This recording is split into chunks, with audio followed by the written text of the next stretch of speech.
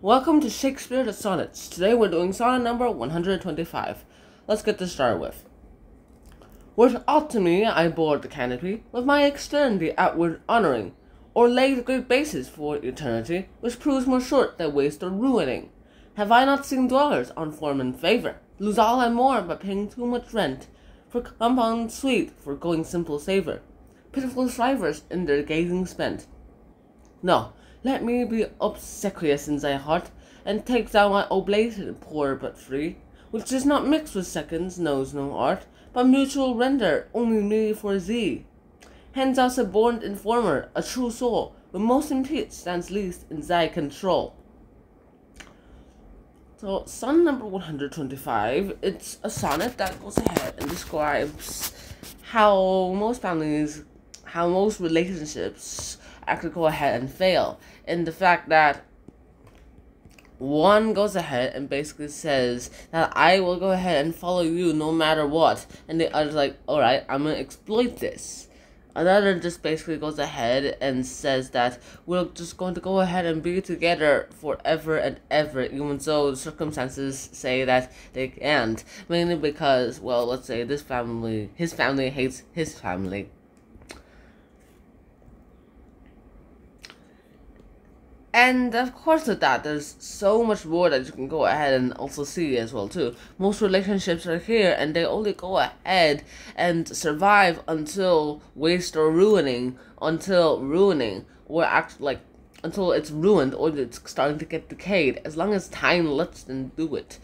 Have I not seen dwellers on form and favour, lose all and more by paying too much rent, for compound sweet, for going simple savour, pitiful strivers in their gazing spent? Haven't I seen actual lovers who went ahead and went too much on their wants?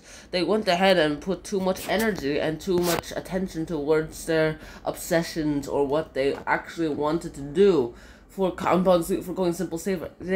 Some just went ahead and ruined themselves by not doing something as simple, by not doing something that could have presented this whole thing, even though it was simple.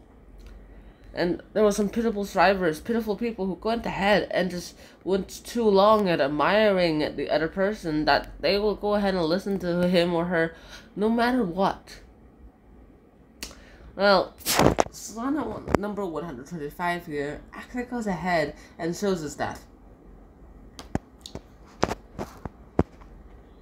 Sonnet number 125 is honestly a lot.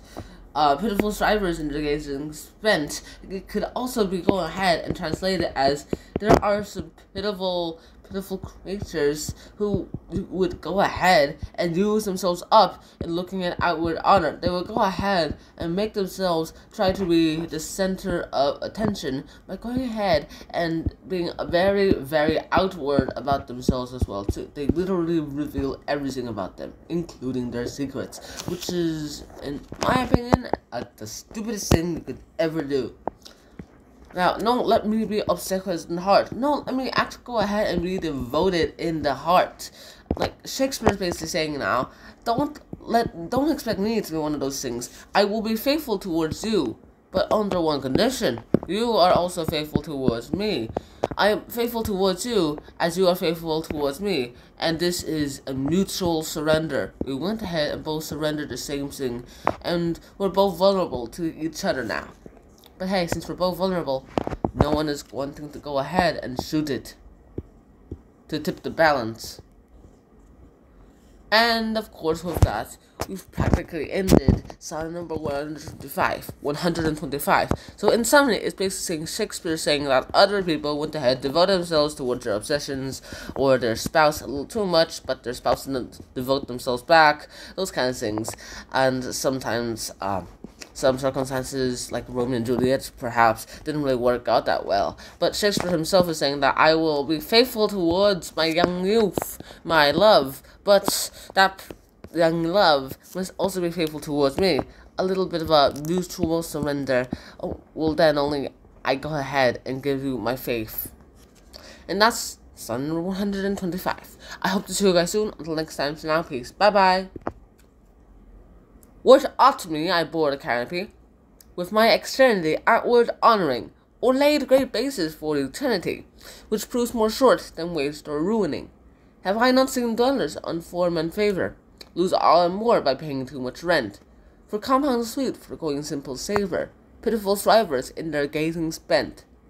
No, let me be obsequious in thy heart, and take thou my oblation, poor but free, which is not mixed with seconds, knows no art, but mutual render only me for thee.